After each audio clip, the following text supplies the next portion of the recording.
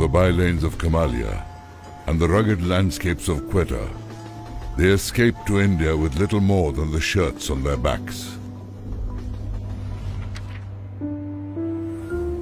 In the partition-ravaged cities of Amritsar, Agra and Delhi, 4 of the 6 Munjal brothers, Dayanand, Satyanand, Brij Mohanlal and Om Prakash, built their business part by part. Armed with nothing but self-belief, the brothers began with trading and then manufacturing bicycle parts, which soon evolved into the production of bicycles.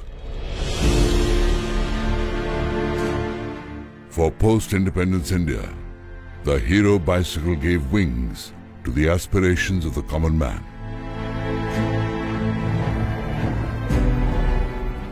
By 1986, 30 years after its inception, Hero Cycles became the largest bicycle maker in the world.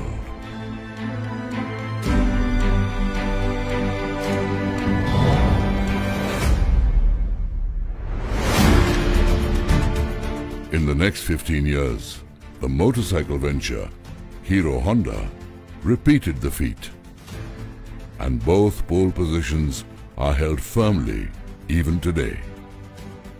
Hero's story is about humble beginnings, the refugee entrepreneurial spirit, hard work and zeal.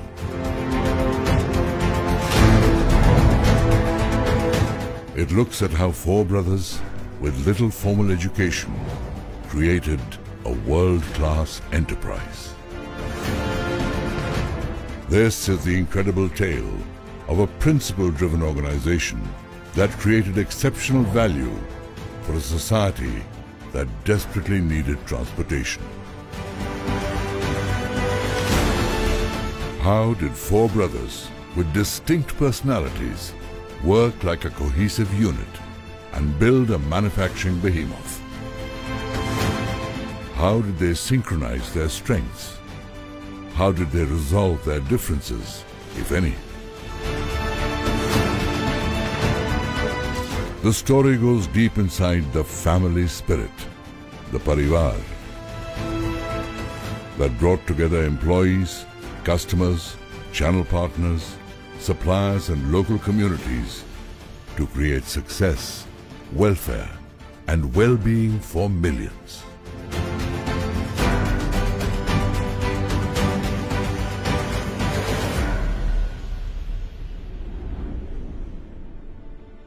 This is the making of Hero.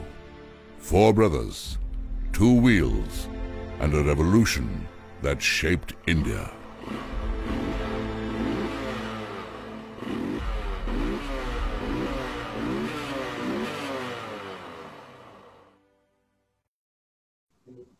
Thank you. There was a film on making of the Hero. We are absolutely delighted to have with us Sunilkant Munjal in conversation with Raghunath Mashelkar. Welcome back to the 14th Jaipur Literature Festival, protected by Dettol.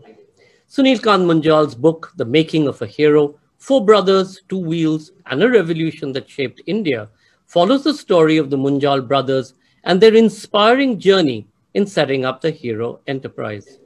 Munjal's narrative not only unfolds his family's legacy in building up the iconic Hero Cycles and Hero Honda motorcycle brand, but also gives us a glimpse into the developing years of India's economy. Raghunath Mashelkar is a National Research Professor and was the Director General of CSIR, as well as the President of the Indian National Science Academy. Conversation with Mashelkar, Munjal unfolds his family history and their socio-economic footprint over the past 7 decades of India's history.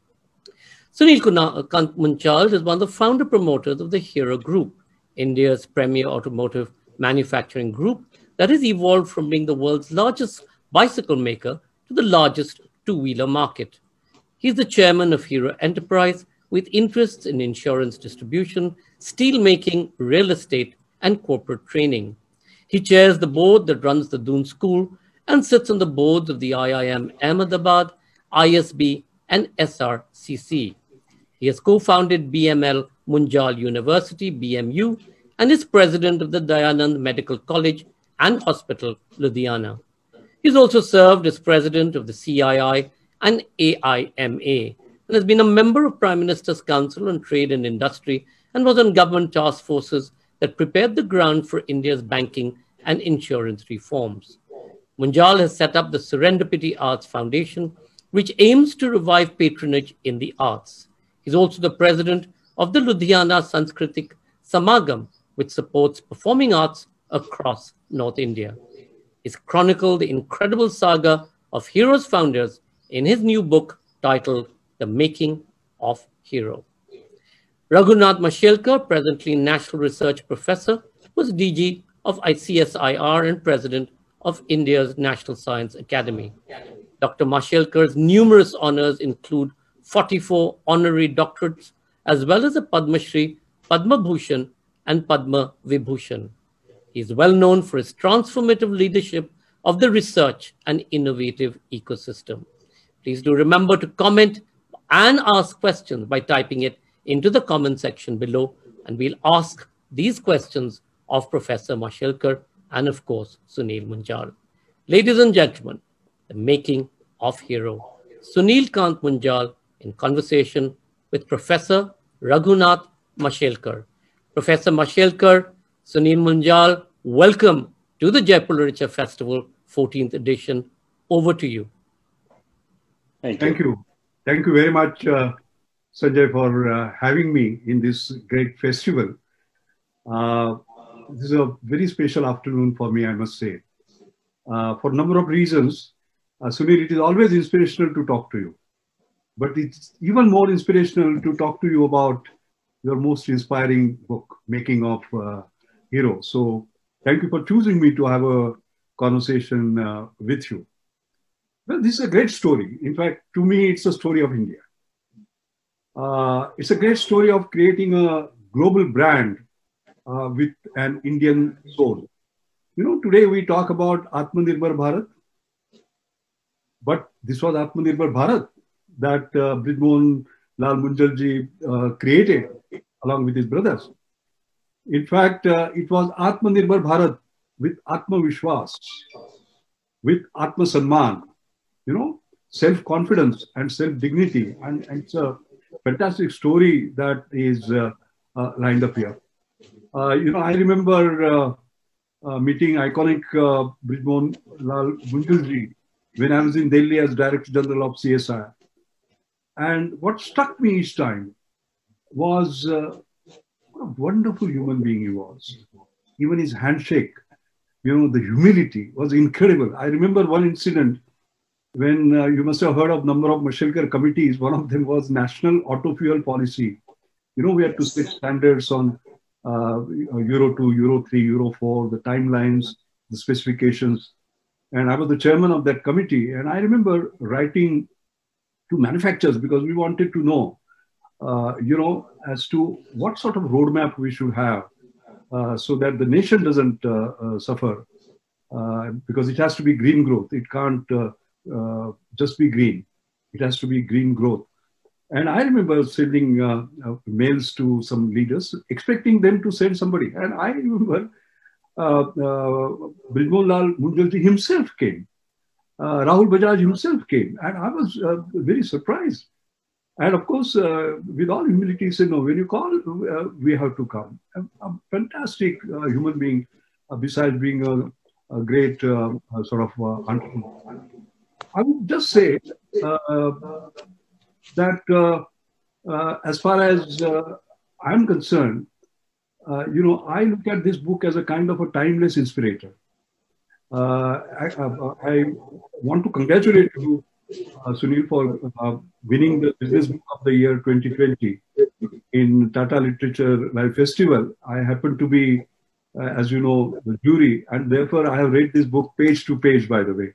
Right. It's over because, again, while conversing with you, I got up at 4:30 in the morning and sort of went through it again. It's a fascinating story. And what is most interesting about it is it's a timeless inspirator. You know, many times we say context decide the content, and the context changes, the content changes. But in this particular case, as it will be unraveled as we go along, when you and I talk, it's a timeless inspiration. And that's why it won the award, because there are so many lessons today as India wants to emerge as Atmanirbhar Bharat with Atmavishwas that we can really lean on. And I would end by saying, Sunil, thank you very much for this great gift you have given to our society. So with that, let me start my dialogue with you. I think the first thing is that we all look at you as a businessman, as a business promoter, as a technopreneur, I would say, because I know your love for technology and so on and so forth. How come you decide to become an author? What make you take the plunge? Where did you find that time to even write such a fantastic book? So it was not a deliberate thing, actually. The request for us to get a book written on my father and his brothers, has been coming for decades on end.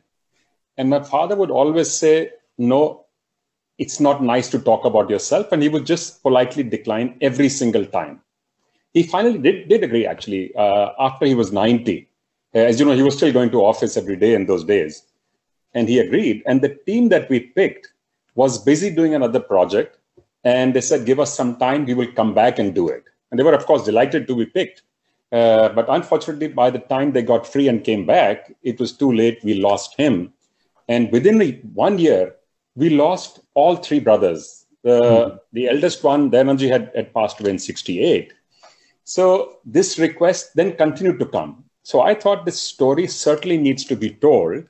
And who can do it better than somebody who's an insider, who's seen this unfold from the inside? And which is how I took on the role and responsibility for putting this down. And I was highly encouraged by Mr. Rai, who was then our MD, who now continues to play a big role in Hero Cycles. And he has worked with each one of the senior members directly himself. So he himself was also gathering information on them, getting material together for a book. So that's how this came to be. And for me, it was actually a result of passion on the family's history and story and what India had done to transform itself. Wonderful. I'm sure you must have enjoyed doing this and will continue to enjoy. As I said, this is a gift to the society. One question I have is the following. Actually, this could have easily been a biography purely on Brijmohan Lal Munjal, okay? Because his contribution to the success was so overwhelming. But then why did you decide to write this book about the four brothers? That's interesting, because the making of Hero, the first line is four brothers. Why was that? Yeah. So that's a good question. And I have been asked many times, by the way, because you're right that my father had probably the most prominent public positioning amongst the brothers. And he had got many awards in his lifetime. As you know, you knew him quite well. But each time when he would go up to receive an award, he would say, this is not mine. This is for all of us. This is for the large parivar. This is for my family. This is for the community. This is for the people who work in the company. And in this conversation that Mr. Rai and I had, I did originally start out writing about just him.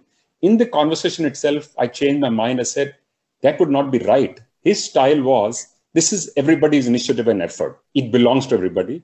So the right thing would be to write about all of them. And I think many people actually particularly have appreciated that the role was recognized, because even those who were not very prominent publicly were actually playing key roles. All the members in the family played very significant, important, and key roles to make the organization what it was. And that's why I thought the story should be about all of them together. Wonderful. It was also their culture. It was also their style. It was also their philosophy. Yes, I understand. But I'm going to keep on probing you on the title of the book, because the title has a big story in that itself. Yes. So the title again is The Making of Hero, Four Brothers, Two Wills, and a Revolution that shaped India. You have used the word revolution, and I'm sure it has been done deliberately. So can you elaborate on that? Yes, you're right. It was very deliberate. And this is another question people had asked, actually. Why is this a revolution? If you think about it, and you mentioned this at the start yourself, Atmanirbhar Bharat is a conversation we're having today, but the concept of an independent, confident, an institution, not just an organization, an institution which reaches out to all around it and focuses on excellence in all aspects. Excellence in procurement by setting up a JIT system long before we knew it was called JIT. Excellence in operation, it was an organization which was constantly innovating and improving. Excellence in governance practices. So we had independent members on our private companies' boards. We had female on the boards. We had independent board members telling us what we could or could not do. And they were free to say anything in these private companies. The transactions which took place between connected companies were always arm's length. And I'm talking way before any of this became fashionable or regulations, etc. Building an organization here based in India, but making it globally competitive, reaching out and building partnerships across the globe. So in some ways, it led to many things which later on became norms and allowed India to develop. Ludhiana is today probably the largest center of bicycle components in the world. And I can say with some modesty, it was triggered by Hero Cycles and the way it actually evolved. That allowed the culture of manufacturing to seep through many parts of small industry in India. For us, it allowed this to become the practices or the achievements which led Honda to pick us as a partner, which allowed us to build Hero Honda, which went on to become the largest two-wheeler company in the world. So clearly, and each of these, as you know, the automotive industry is the most evolved industry in India. And it's well known that Maruti and what was earlier called Hero Honda were the two which took the lead in creating all the best practices in India within the industry. So which is why I've used the word revolution, because many of these actually were triggered early on, not just today in the last 5 or 10 years, but 50, 60 or 70 years ago. Yeah, no, that's fascinating. I mean, you know, Sunil, you use the word best practice. My guru, C.K. Prahlad, used to talk about not best practice, but next practice. Because when you are following somebody, best practice, you are a follower, you are copying him. And when you do what he does, you say, I have achieved that. But you don't look beyond. So you used to always talk about looking at the next practice. So you turn yourself back into the 60s and so on and so forth. So at that time, as you are saying, he looked at just in time, which became the best practice, which we thought we are borrowing from somebody else. Triple bottom line, we start talking about it seriously. He talked about it then. It was the next practice. He looked at these arm's length related party transactions, for example. We talk about it. In governance, we take it seriously. He did it, actually. Or keep it simple, that kiss, or whatever, you know, we look at it as something new. So what I'm amazed, he was well ahead of his time, isn't it? Yeah, also in reaching out. So one of the things I think which were always helpful was both the passion and aspiration were combined to reach beyond the means that were available. Because the means were very meager. They started literally, as the film said at the beginning, they started literally with the shirts on their backs. Nothing else except a hope and a prayer. And it was originally started to provide for the families, but it was the spirit with which they worked. It was the culture and ethos that they introduced of integrity, of hard work, and always looking beyond how to continuously keep improving. And I think that's what helped them, not constrain themselves to what is going on around you, but how to better and compete also with yourself, not just with what's going on outside. No, that's very interesting. And that is why this book is so precious. Because it is not just about making of hero. Each one of us has in us to make ourselves a hero.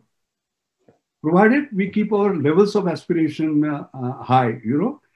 That's what it says. And as I always like to say, there are no limits to human endurance, no limits to human imagination, no limits to human achievement, excepting the limits you put on yourself. I mean, no limit to human endurance. You saw during COVID, for example, that little girl carrying her father 1,200 kilometers, driving 8 days, Jyoti Prasad, you know, incredible. So that is the part that I find very, very inspiring indeed. And talking about the means part of it, once again, I go back to C.K. Prahlad. I remember You know, I'm the chairman of Reliance Innovation Council. And when we started, we had C.K. Prahlad as a member and Nobel laureates and so on and so forth. Very powerful. And the very first thing, and because Reliance is a story of growth, as you know, not only just growth, but exponential growth. They say growth is life, but nowadays they say exponential growth is life. Okay. Now, I remember in the very first meeting, CK said something which is, you will love it because he's saying the same thing that you said. He said there is a resource and there is an aspiration. And as resources go up, aspirations come down. Idea is to keep aspirations always higher than the resource. And I think that's exactly what you are saying. So it matches perfectly. Moving on, I'm getting into the process because this is a story which starts in 1920s and goes up to 2020s. So there's a big narrative, and most of the protagonists for the first few decades are not alive today. So how did you build the narrative? Must have been a challenging job to do it, particularly in the pre-independence period. So not only was it challenging, it was also, in fact, the most exciting part of doing this because it was well before I was born. So I actually delved into India's history and I spoke with people who were around from that time, which were very few. Some of them we met who were not able to give us a lot. But actually, as I met more and more people, the story started to kind of evolve. And it was interesting how the same incident was seen differently by different people as well. So it was gathering what was going on amongst the family, the people, India's economy, India's politics, and the world. So when all of these were put in a melting pot, that's when I started to draw the narrative from here of what then turned into this story of the making of Hero. And I did bounce this off later on with some experts before the book went into publishing to make sure that it was actually and factually correct, that we were not straying from what were historical facts, because the idea was not to color it. The idea was to just put it out there as it is. And I think it finally turned out, because I got messages from many people subsequently who read the book and said, this reminds me of so-and-so, this reminds me of this incident, or what I'd heard from my parents or something, or I'd read in a book. So, and also it was a bit painful writing about the partition, because that has been one of the most tragic things that modern history has shown this nation. How by just drawing a line, a political line, we broke up a country and broke up people and families into separate nations. So it was a very emotional experience too. It was not just exciting. It brings many emotions which you don't normally encounter in day-to-day life. Yeah, I agree. In fact, therein lies your challenge also, because if somebody asks you, how do you describe this book? Is it a business book, although you got the Business Book of the Year award? Is it history book? Is it management book?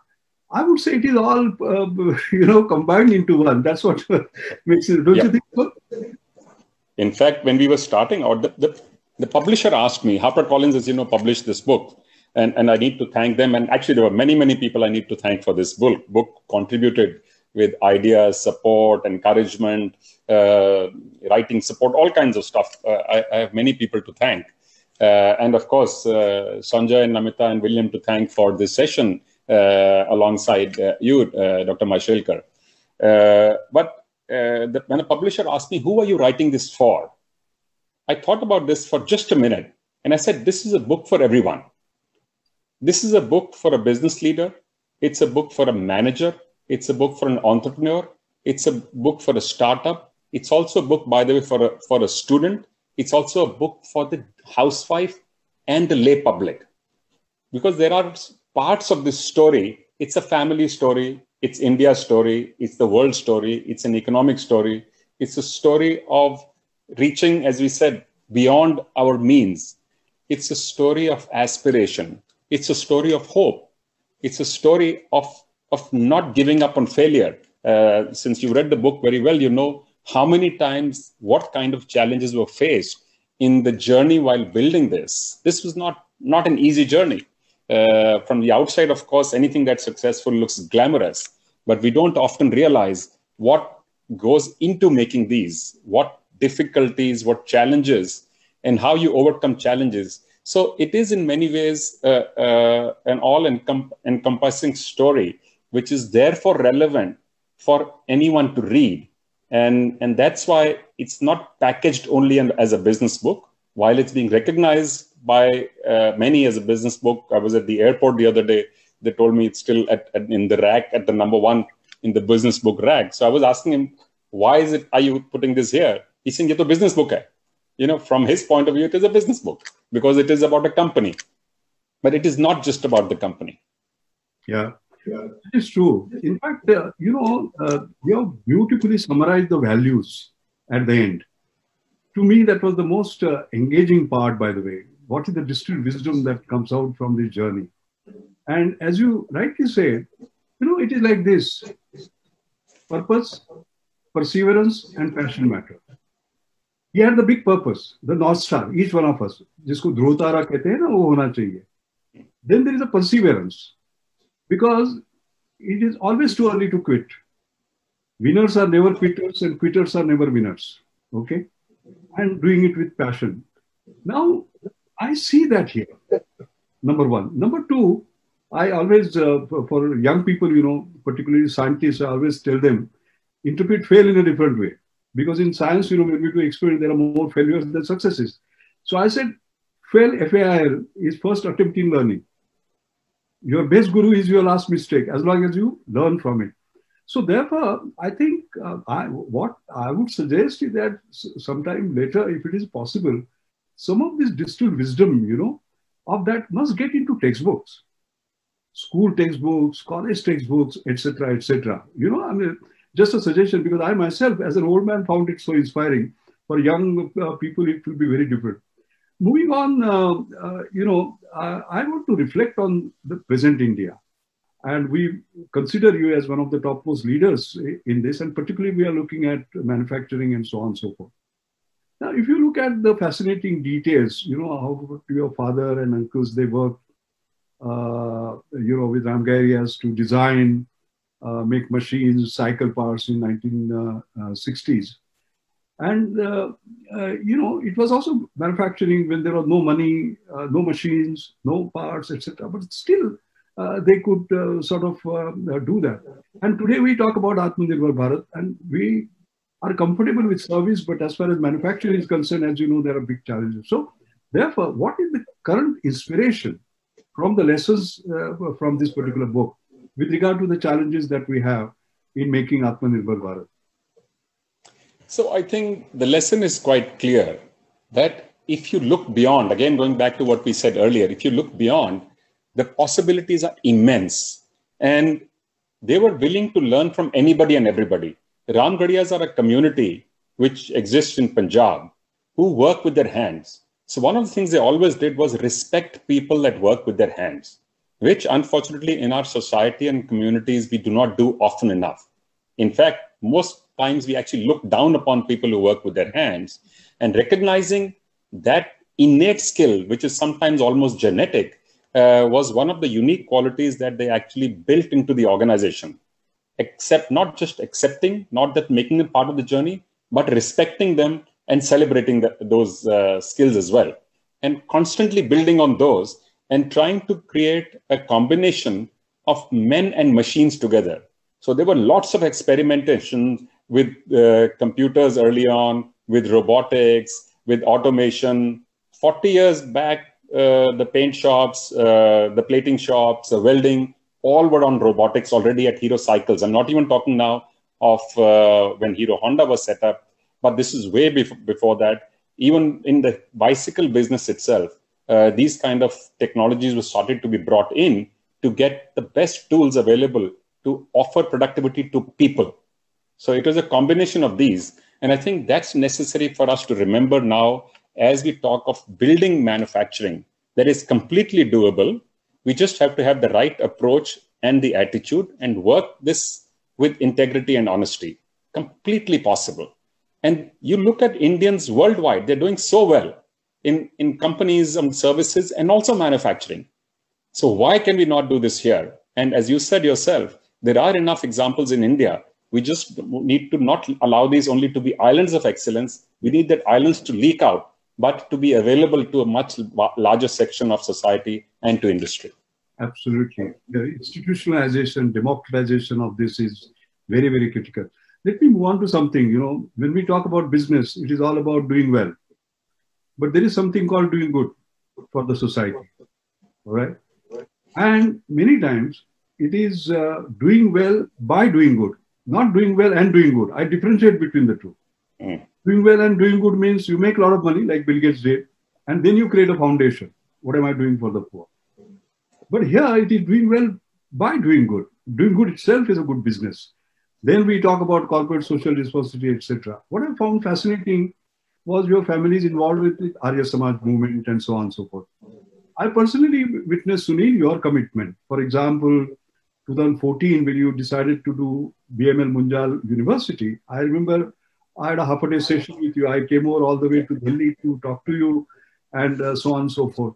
So I want you to reflect on those times, these times, and what we need to do, and really the responsibility that we have towards the society for doing well by doing good.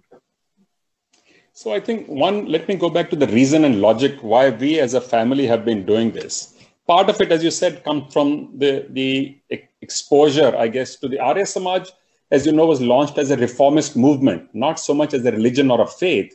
It was a reformist movement against practices like sati, like gender disparity, like the caste system. Basically, it said, base yourself on facts and do the right thing. The right thing will always be the right thing. It cannot change. And partly coming from there, and partially the realization that we are very fortunate and blessed. We live in a nation where millions, hundreds of millions of people do not even get 2 square meals. So just through what has happened, the opportunities that we have got, we have been able to better ourselves and create this environment for our families. So it's almost a responsibility for all of us to do the right thing and reach beyond ourselves to communities, if not to everybody, at least to communities who are around us who can benefit from our knowledge, our experience, and our resources. So early on, we started initiatives like getting involved in education and healthcare and clean drinking water, in integrated development of villages. Universities, one you mentioned, we have many, many such others. We have 30,000 children studying in our high schools right now.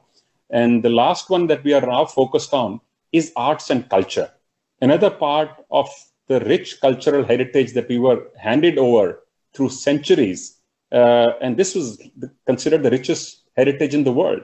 A lot of it actually has declined, some has even died. So we are attempting to not just protect it, but also revive it and make it thrive and turn this into the strength of the region, which it is, which it always was. Yeah, fantastic. I just have been told that there are just 12 minutes left for ending the session. So very quickly, a very brief, you are a second generation Munjal. There is a third generation Munjals, etc. Are they being mentored in the same way? Because as somebody has said, I only think of the future because that is where I'm going to spend the rest of my life. Yep. So what does the future look like? No, that's actually very critical. So early on, and as you know, we restructured the group now, many of us work independently. When we were working together, we would encourage all the young members of the next generation to get the best quality education that each one could, and then come back and train somewhere, and preferably outside of the group, demonstrate themselves, get all the work ethics, and then come in and start at the bottom in our system. While we restructured, we believe quite peacefully and efficiently. This is one of the few restructurings that was done without any active fight amongst the members of the family or destroying any business value. The sum of the parts is much larger today than it was then. And many of the family members have continued the same philosophies, the same ethos, the same culture, and the same practices. While the businesses are owned separately, the family continues to be together, and we encourage each other to continue these practices of the young being exposed and encouraged. But I'll tell you one thing which is still missing in most business families, and this is global, by the way. We tend to make our youngsters very good managers, business managers in most cases. But we tend to forget that we also need to make them good owners, good, responsible civic citizens. The values of the families and the foundations of the families also need to be engaged with the youngsters early on for them to get a much better, well-rounded exposure. And I'm still not sure whether even we are doing enough. We are trying to do some of this, but I'm not sure whether we are doing enough. No, that's excellent. We had decided to give some 10 minutes because I know there will be lots of questions. It's such a fascinating book. You yourself are such a fascinating leader. So I'll go into the question answer session now. The first question is Ashish. He's wanting to know, how is a good business story different from a case study? How did you manage to tell this story through different themes, even though your book is not arranged chronologically? I think this is an excellent question. Excellent question, because that had occurred to me also, by the way. Yes. So this was a very deliberate thing. I can tell you, this was done very deliberately to draw multiple strands, because there are so many players in this story. To draw multiple strands, as I said, India is also a player. History and economics are also a player, as is politics, as are the many members of the family and others. So the idea was to draw many strands and then pull them together into a story. So therefore, it is not like a typical case study. And it's also not in pure chronological order. As you yourself mentioned, it talks about the brand at one place, talks about the value at another place. But the thread of the story is running through the book. So this was actually a bit of a difficult exercise to do. Is drawn up like we draw a complex matrix organization. That's exactly the same way this book was done. That's correct. There is an important question by Niharika. She says, what are the measures taken by Hero Enterprise in terms of environmental impact of the system of production? We talked about triple bottom line. Please. So this is something that we, as both a family and a group, have been actively practicing for many decades, long before any of this became statutory, long before it became fashionable, etc. Again, I'll go back to the Hero Cycles days, because that is the oldest company in the entire family and the organization, which was a large company. In Hero Cycles, for the plating plants, because electroplating was done for many components of the bicycles, an effluent treatment plant was set up 40 plus years ago. This is way before anybody thought of doing anything except discharging your effluent directly into the drains. That used to be common practice, by the way. It was not considered a bad form. That was normal. So this was installed in Hero Cycles. Within the factories, we have been turning these into green environments. In Rockman, one of our companies in Ludhiana, which my brother Suman looks after, we put in strawberries and other rare plants to grow in the plants. When we put up the cold rolling plant in Ludhiana, we put green plants inside the factory to make sure the air quality is clean, so these plants will continue to be prosperous. When Hero Honda was set up, the predecessor of Hero MotoCorp, the uniform given to workers, I'm not talking technology now, I'm telling you about philosophy, by the way. The uniform given to workers was white. They were also given white fabric gloves to wear, so that if there is any dirt anywhere, it will show. So you have to keep it clean. So you design it so that you force yourself to do the right thing. The framework is designed in a manner that you end up doing the right thing. In the Haridwar plant that we put up for the two-wheelers, we created the world's largest green roof. When the Neemrana factory was put up, it was called the greenest plant in the world. So these are all now called green factories. I see. Wonderful. There is one more question about, it is to the government or to you, I'm not sure, but it says, what changes need to be made to ensure the ease of doing business becomes a reality, not just government propaganda? So to be fair to the government, if you see since the early 90s, we have come a long way. But the reality is we are still not where we need to be. And there are two things going on here. Part is the bureaucratic framework that we inherited. It's very hard to dismantle all that framework. Second is, as things are improving, as we get more exposure globally, our expectation has also gone up. So the complaints that we make are frankly, rightfully the ones that we are making now, because we want to be and expect to be treated in the best conditions in the world. Yeah. So there is still some distance to go for us to truly have ease of operation. At this moment, when we look at the World Bank rankings, etc., they only look at cities like Delhi and Mumbai. The reality is that the state study that we started was a wonderful initiative to compare states, but we have to go to every part of India to improve the situation and make it easy so that true entrepreneurship shows up and not the hurdles which hold us back from tapping into the true potential. And as you said, each of us has enormous potential. We need not just to harness it, we need to collate it together and in a strand for India, for the nation to truly be where it needs to be and where we would like to see it. Yeah. Thank you. Thank you very much. There is one question which is directed towards me. It says, you have achieved so much, you have made impossible possible. Is there anything left to be done? With that, I will end because, we have just left. It's a good question. It's a good question for you. Yes. So all that I would say is like this, when I was 28, I thought there is 50 years to do whatever I want to do. Now that I'm 78, I don't know even whether I have 5 years to do what I want to achieve, basically. And therefore, till the last day of my life, I will get up in the morning and I will just say, my best is yet to come. And maybe today it will come. And I don't know when will be my last day, but even on that day, that's what I'm going to say. That would be my answer. Thank you. Thank you. Wonderful. Thank you. Wonderful. Thank you. Thank you very much. I enjoyed that conversation. Thank you. Thank you, Professor Mashelkar. Thank you, Sunil Munjal. And absolutely right. There's so much to leverage. There's so much of potential in India to leverage, to make entrepreneurs. So I do hope that some of what you've said will come to pass. Most importantly, I'm hoping that Professor Mashelkar and myself will receive some strawberries from your plant that we talked about. This is strawberry season, so we look forward to that. But truly, it's been an honor to have Professor Raghunath Mashelkar with us today in conversation with Sunil Kant Munjal. We thank our celebration partner, Diageo, and thank you all for watching. Being such a great audience, please remember to stay logged on. You can continue to be here, or you can go to the front lawn for the next round of sessions. And as you're aware, we continue to be impacted by the pandemic. I think the cultural sector has been the most affected. The creative economy has really come to a grinding halt.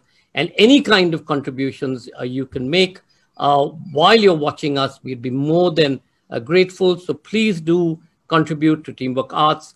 And please tweet using the hashtag Jaipur Literature Festival 2021 and at Jaipur Lit Fest. The festival and all of us are protected by Dettol. Stay safe, stay masked. See you at the next session.